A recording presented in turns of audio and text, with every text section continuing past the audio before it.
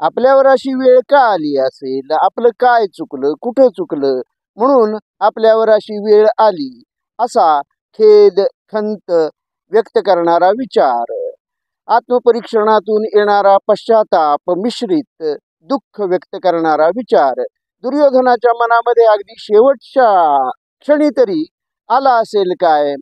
म्हणजे आपणाला कुरुक्षेत्र सोडून, युद्धक्षेत्र सोडून, द्वैपायन सरोवराच्या मध्यभागी असलेल्या एका दलदलीनं व्यापलेल्या डास चिलटांचा प्रादुर्भाव असलेल्या अशा दलदलयुक्त बेटावर आश्रय घ्यावा लागत आहे.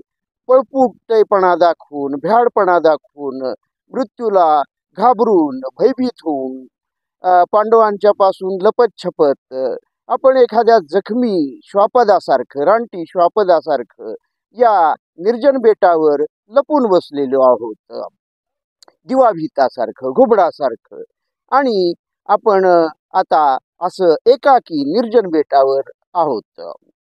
आपण दुर्योधन, हस्तिनापुरात गालिच्यावरून चालणारा दुर्योधन, राजवाड्यामध्ये गाद्या गिरद्यावर लोळणारा, दासदासीनी वेढलेला, सुंदर युवतीनी वेढलेला दुर्योधन, आणि कुरुक्षेत्रावर 11 अक्षौहिणी सैन्याच्या गराड्यात त्यांच्यावर हुकूमत चालवणारा दुर्योधन आता एकाकी निर्जन बेटावर लपून बसला होता.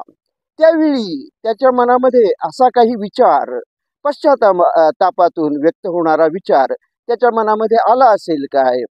आणि द्वैपायन सरोवराच्या काठी जमलेल्या पांडव आणि विशेषतः भीमाच्या, पांडुपुत्रांच्या अर्वाच्य शिव्या ऐकून जेव्हा तो द्वैपायन सरोवराच्या बाहेर आला आणि भीमाकडून गदा युद्धामध्ये पराभूत झाला आणि धारातीर्थी पडला आणि वेदनानी तळमळत, असह्य वेदनानी तळमळत आणि पडला, आणि हकीम, वैद्य, औषधोपचार यांच्याशिवाय तो धर्तीवर पडला आणि मृत्यूची प्रतीक्षा करू लागला. त्यावेळी तरी या मृत्यूच्या प्रतीक्षेत शेवटच्या घटका मोजणाऱ्या दुर्योधनाच्या मनामध्ये असा कुठला विचार आला असेल काय? त्यानं आत्मपरीक्षण करून आपल्या स्वतःच्या कर्माच्या फळाचं, आपल्या स्वतःचेच कर्म फलस्वरूप होऊन, फलद्रूप होऊन आपणाला, आपल्या वाट्याला हे वेदनादायक मरण, वेदनादायक मृत्यू आलेला आहे. आणि आता आपणाला पश्चाताप करण्याशिवाय आणि हे जे काही फळ आपणाला मिळालेलं आहे त्याचा स्वीकार करण्याशिवाय गत्यंतर नाही, असा एक समंजस, असा शहाणपणाचा विचार त्याच्या मनामध्ये आला असेल काय? ही शक्यता मुळीच नाही. असा कुठलाही विचार, पश्चातापदग्ध, आत्मपरीक्षणातून आलेलं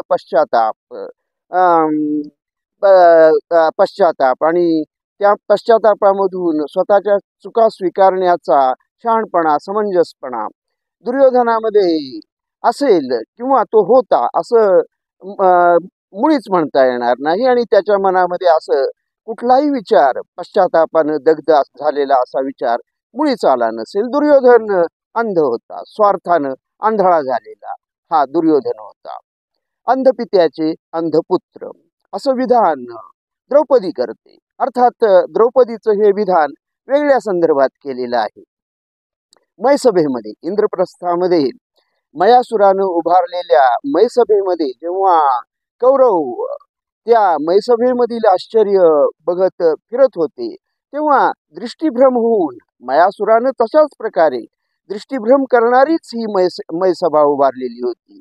म्हणजे भिंतीच्या ठिकाणी दरवाजा दिसावा, दरवाजाच्या ठिकाणी भिंत असावी, जिथं जमीन आहे तिथं पाण्याचा भ्रम व्हावा, आणि पाणी जिथं असेल त्या ठिकाणी जमिनीचा भ्रम व्हावा. अशा प्रकारे ही भ्रमित करणारी, दृष्टीभ्रम उत्पन्न करणारी मैसभा मयासुरानं उभारलेली होती. आणखीन या मैसभेमधून फिरत असताना दुर्योधनाची आणि इतर कौरवांची ही फजिती झाली. त्यांना पाणी म्हणून त्यांनी वस्त्र सावरावीत आणि की तिथं खरोखर जमीन असावी, आणि जमिनीवर आत्मविश्वासानं चालायला जावं तर पाण्यामध्ये पडून वस्त्र भिजून जावी. अशा प्रकारे त्यांची फजिती होऊ लागलेली होती. आणि ती बघून द्रौपदी असं विधान करते की अंधपित्याचे पुत्र अंध मुलगे असं विधान करते.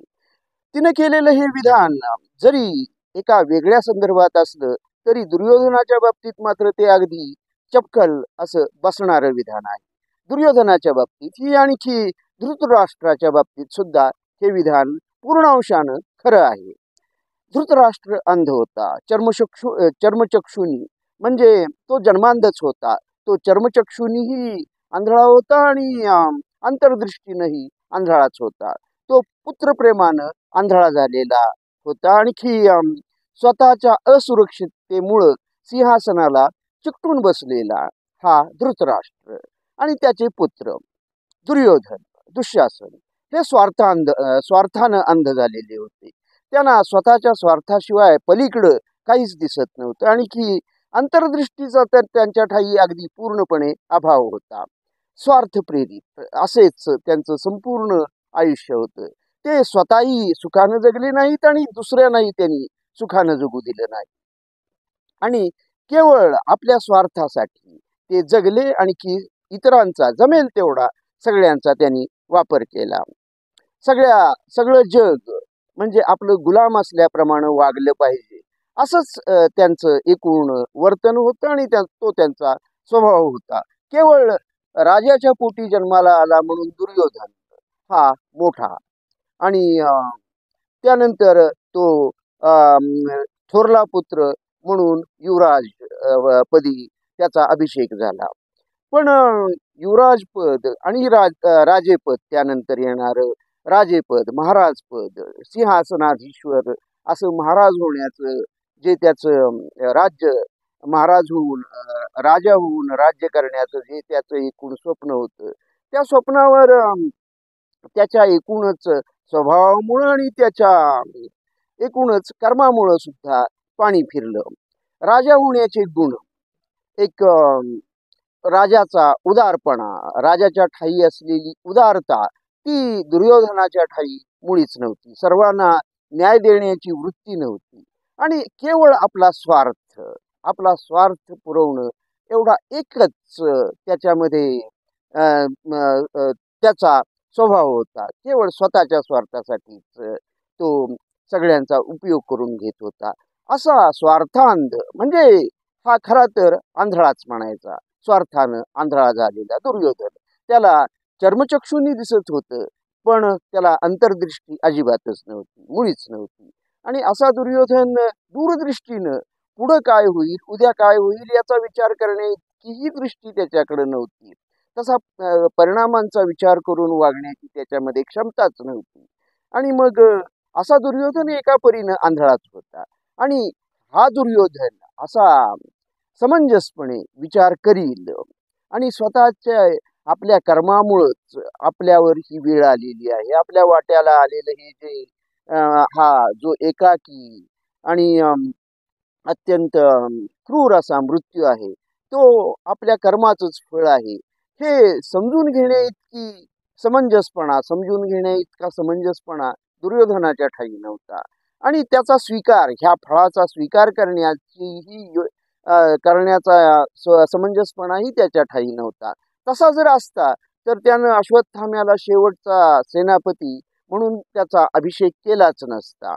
कारण सूड घेण्यासाठीच अश्वत्थाम्याला तो पुन्हा एकदा नसलेल्या सैन्यावर अधिपती म्हणून नेमतो, नसलेल्या सैन्याचा सेनापती करतो आणि स्वतः मृत्यूच्या प्रतीक्षेत रणांगणावर पडून राहतो. म्हणजे हा असा दुर्योधन स्वार्थांध आणखी सूडाच्या भावनेनं अंध झालेला, असा संपूर्णपणे अंध झालेला दुर्योधन इतका समंजस विचार की आपली आत्मपरीक्षण करून पश्चाताप व्यक्त करून स्वतःच्या कर्माच्या फळाचा स्वीकार करण्या इतका समंजसपणा, शहाणपणा दुर्योधनाच्या ठायी अपेक्षा करणं पूर्णपणे चुकीचं आहे. आणि त्यामुळं दुर्योधनानं असा कुठलाही विचार समंजसपणाचा केला असणं शक्यच नाही. हे याबद्दल तुम्हाला काय वाटतं हे तुम्ही कॉमेंट बॉक्समध्ये कॉमेंट करून अवश्य कळवा.